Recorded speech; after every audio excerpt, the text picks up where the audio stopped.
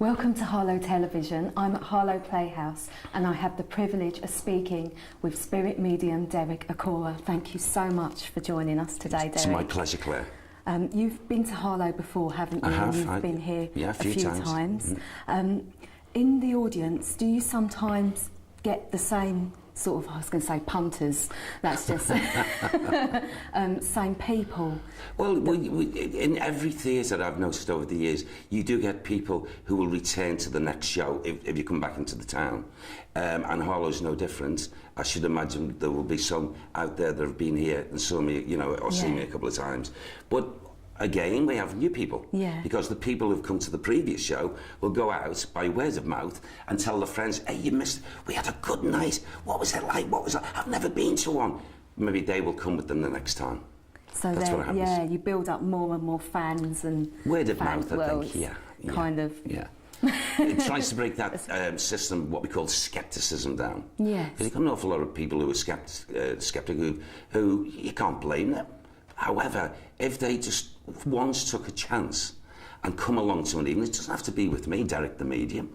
It could be with any medium that's working for spirit, and they can be pleasantly shocked, if not greatly surprised, at what they'll witness and what they'll experience. I wish everyone would open up a little bit more, but... Well, yeah, I would as well. How can someone go about having a private reading with you? Well, at this moment in time, I'm sorry, no one can. Because I stopped conducting private readings a number of years ago when I first come onto television contract, which prevented me from doing private readings because it stated in the contract that private readings done daily would tire you so much, and I'd turn up tired and so. But as it's gone on from there, I decided after signing the contracts that, you know what, I don't want to go back to them purely simply, not because I don't want to help people, but there was a lot of skeptics out there, and they were writing letters, emails, saying that the poor gullible people who pay a medium like Derek Acorah X amount of pounds for a reading is disgraceful, he should do it free. And I thought, right, okay, I will prove that I do not want to do private readings anymore and make money off people, so I stopped it. And I'll never go back to it, I'm afraid. Yeah, for your own personal... Yes, yeah. Absolutely. Yeah. And then some people say, oh, well, you're still doing the theatres. Well, you know what? I've got to earn a living. Exactly. I'm a husband, a dad, a grandfather, responsibilities. I've got to pay for the mortgage, got to pay for a car if we've got one, got to pay for the food on the table, got to pay for education, just like anyone else. It's not free on the earth plane. It's not. People think that if you're given this gift... You should do it free. Although sometimes it's called a curse. Because well, but it's a gift because you can help people, and it's like with healing as well and yoga. People say, "Oh, you should do that for free." No, I've got to eat. Of course, you know, we're not the yogis of the Himalayas. When people say that to you, you know, Claire, just quickly turn and say, "Okay, what sort of work are you? And you're a plumber. Well, I expect you to go out and work all week and don't take any money, and just be glad that you've helped a person with the plumbing." See what the plumber says. And also, you do a lot for charity as well. We try our very best. Yeah. We do a number of things all year round. Kiddies' hospices, children who have got terminally ill conditions.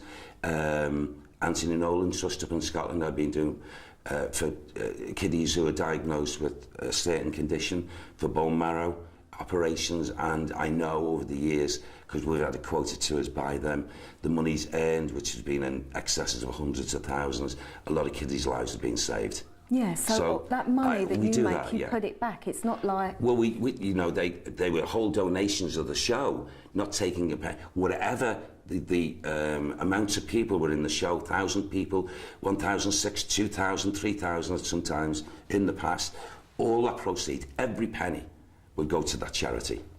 And Spirit want that as well. Yes, so that's my give back. You know, it's not all take. No. But a lot of people don't know that, especially the skeptics. Yeah, but you can't open their minds anyway. No. Unfortunately. No. Oh well, pity them. Yeah. I heard through the grapevine that you're doing some more stuff in TV. Is it with... well, you know, this grapevine must be very wide. Yeah, it's not Marvin Gaye's grapevine. No. I have been, in honesty, been talking with television networks. Yeah. And we've discussed certain programme ideas, And it seems just of late that these programme ideas are being looked upon in a favourable manner. That's meaning good. that any time now, maybe I'm going to get that call for that final meeting, and maybe, who knows, if people want me back on television, or if they don't. Whatever happens, if I do, it's a bonus. If I don't, so what? Yeah. But, you know, I think I will. I'd like to do a little bit more television, but only on our chosen subject. Okay. Not outside it. I was going to ask you, I need to clear this up. A psychic is, tell me if I'm wrong, Yeah. a psychic is like clairaudience, clairvoyance, Claire Harrison, no. Sorry. Someone who can, oh, it is wrong. But it's different to a medium, isn't it? Because a medium's a channel. A medium uses, facilities of gifts that are afforded them. And that could be one, clairvoyance, clear seeing. Right, okay. Or seeing here, not objectively, some objectively, I see objectively in front of me. But that's taken a lot of years to develop that. I'd be scared. Then there's clairaudience, clear hearing, meaning do we hear a tone, a voice, a sound? It becomes clearer and clearer as you develop over the years until you hear the voice and you understand the voice. Clairsentience, that everyone that's born, no matter working as a medium or not, could be a person who's working in Debenhams, it could be a person who's driving a bus, could be a mechanic. Everyone is born, there's a birthright, and everyone is born with this birthright, and it's called clairsentience. Clairsentience is when spirit come into the atmosphere around a physical person, a living person, and that person feels, picks up, there's something here. Don't know what, can't see it, don't know what, can't hear it, don't know what, but there's something here, I know it, my senses are telling me. That's clairsentience. Now, a psychic may generally never ever use those facilities. Maybe those gifts are not there for them. What psychic side of work is concerned is, I'm sitting here with you now. This is not a connection with the world of spirit. I pick up in a sensing, conditions that you may have experienced either last night, last week, I know what you're 2 going to weeks, pick up as well. And you know, things like that. And then the psychic will tell the person, I go, oh, how do you know that? You know, like, as an example, you know, I was going to wear this to come out today, and I changed my mind at the last minute. How did you know that? Well, you were going to wear the red coat, but you brought a leather coat. That's right. Well, how does he know that? That is not mediumship. That is using the psychic abilities. Okay. But a psychic and a medium... Do you see it? Do you see that person? Blind eye, if they're going for that red coat or that other coat? Yeah. So, if you get a medium that uses the gifts, plus is generally psychic anyway, so you've got 4 of those things happening, working at once, maybe out there in a demonstration. And so you can tell them funny anecdotes, maybe of, you know, there could have been an argument 20 minutes before the person came out. Yeah, there was. And you tell them it's with a daughter, and something like this. And, you know, and that can astound people. It doesn't astound me because working in the work for a long time, I've got used to the idea, whatever you get, if you're sincere of heart and sincere of mind, and you've got a humble way about yourself, you're going to be correct. Yeah. 9 times out of 10. And you do interviews for Hello Television. Yes. If you're humble. And if you're humbled, yes. It's a good thing, because a lot of people say little goes big. Little goes big. I was going to ask you, do you shut down? Yes. You do? I'd have to. You wouldn't want me to go bonkers, would you?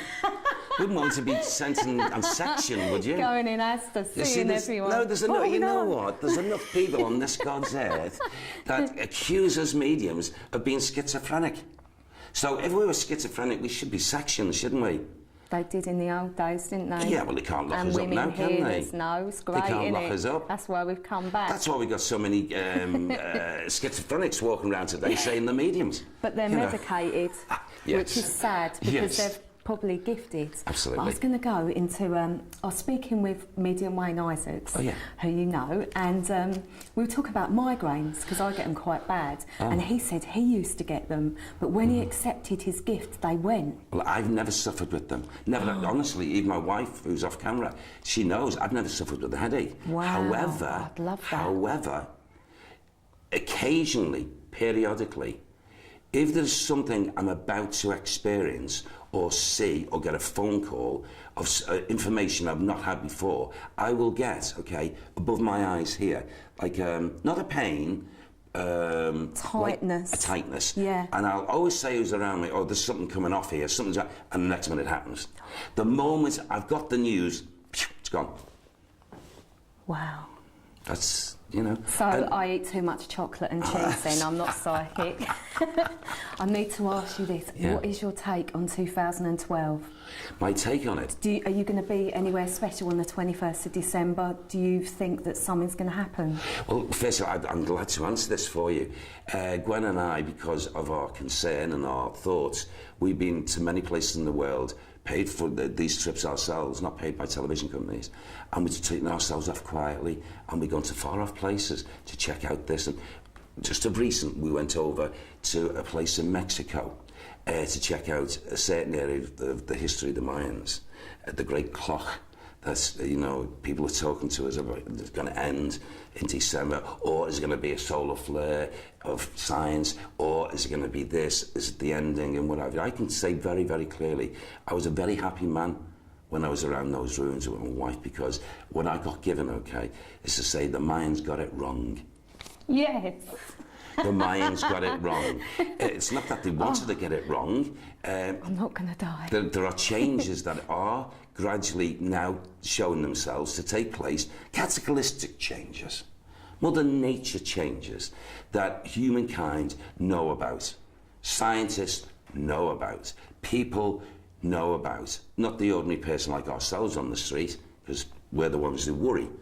But the knowledgeable ones, they know what is more threatening on this earth, and it's certainly not anything like the Mayan clock. Yes, it's not anything to do with Mother Nature. It's people who control countries. Yeah.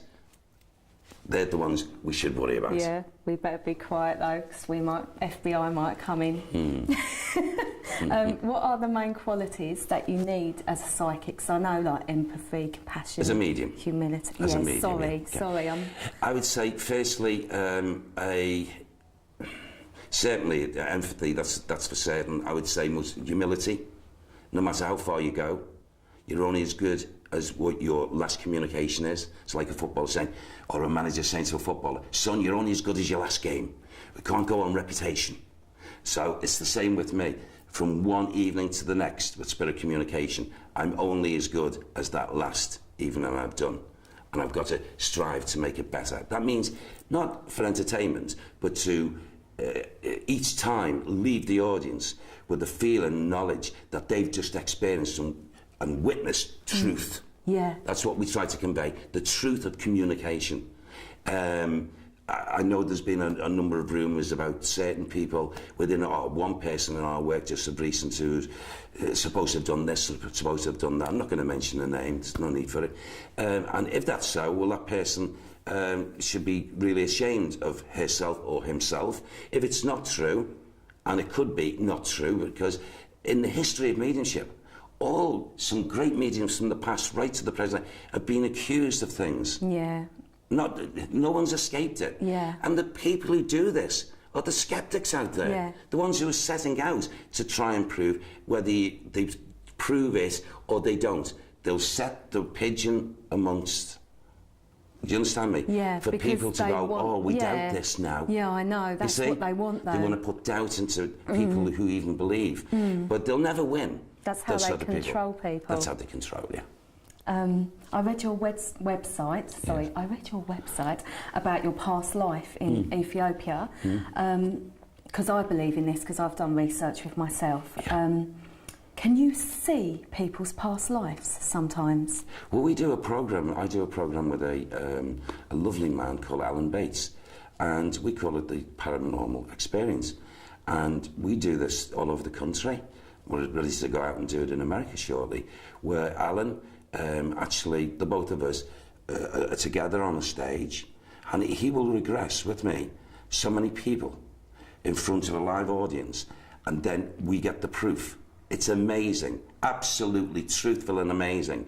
There might be 16 subjects up there, and you know, just not so long back, there was a man who was brought up and we took him back to his... we only take them back to the previous lifetime, not times before.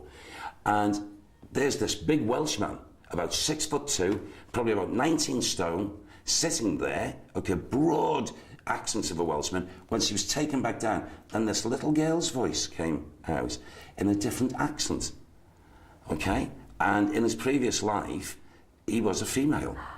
And all this information was written down as I was questioning him as her, and about that. When we brought him back out, and he was told, okay, he was told what had happened, he stood up and he said, "No way," he said.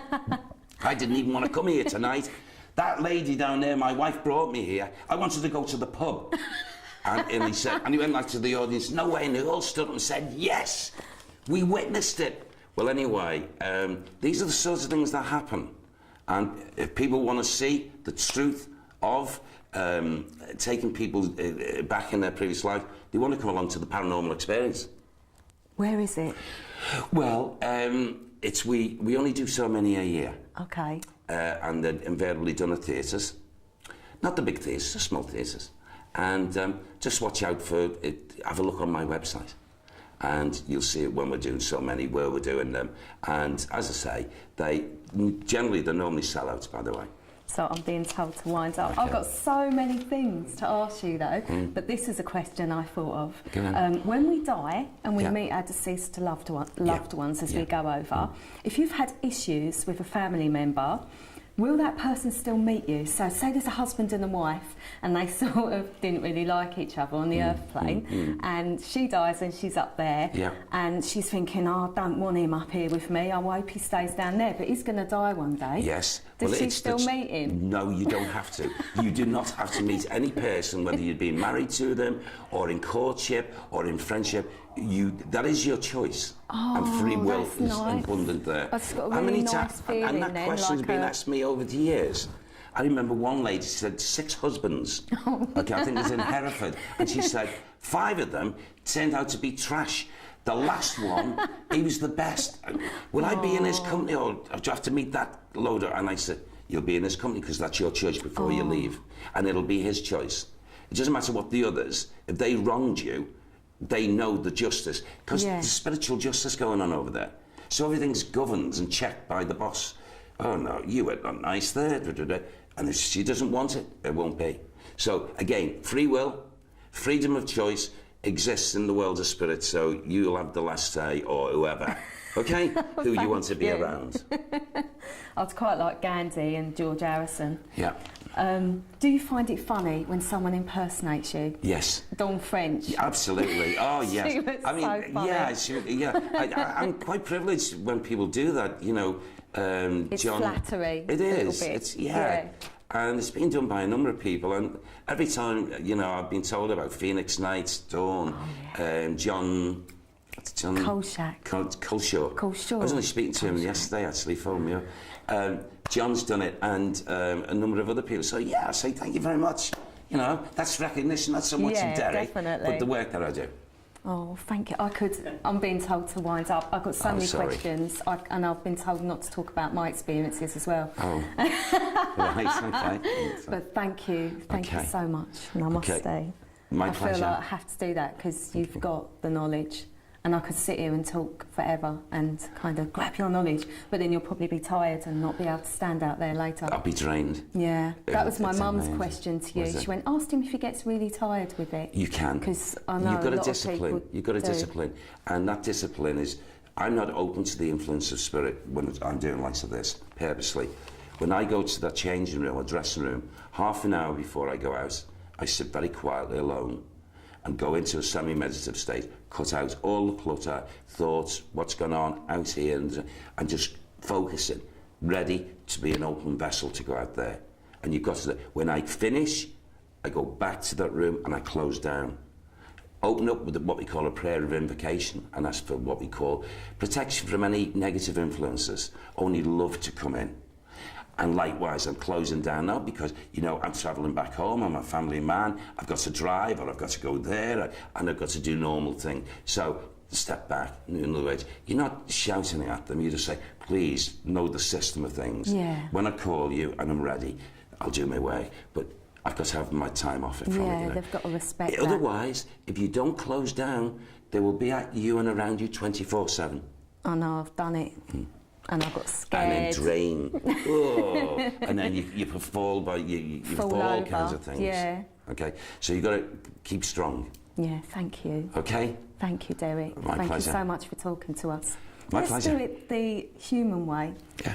Thank you. Okay. Equally as good. Okay.